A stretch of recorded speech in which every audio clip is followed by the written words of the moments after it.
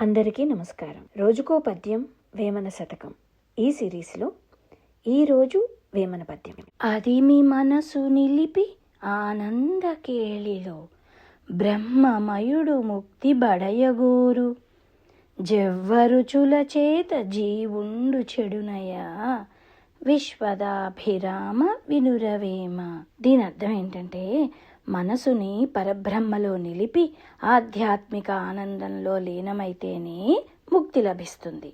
కానీ జిహ్వరుచుల కోసం, అంటే రుచులకే పరిమితమైన జీవితం గడిపితే, ఇక్కడ రుచులు అంటే ఇంద్రియాలు, ఇంద్రియ నిగ్రహం లేకపోతే మనసు స్థిరంగా ఉండదు.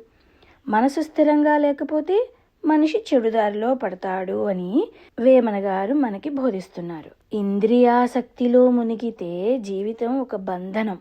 మనసు బ్రహ్మలో నిలిస్తేనే విముక్తి అని వేమన గారు మనకి పదే పదే చెప్తున్నారు.